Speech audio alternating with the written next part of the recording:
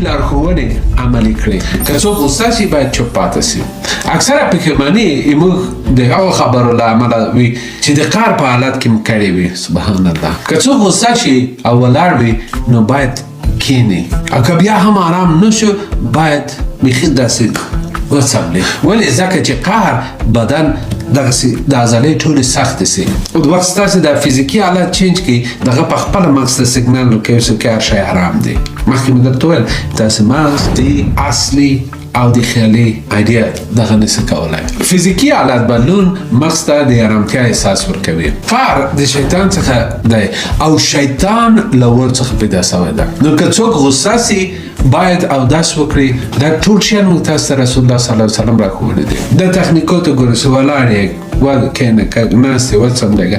دا اوس فعلا مارن سایکالوجي دا مارن ساینس رسېدي دا ټول په دې نتیجه رسېدل د خبرې واقعیت څه فایده کوي. او رسول الله صلی الله علیه وسلم 14 کاله 1500 کاله مخکې موږ تاسو ته ویلي وو.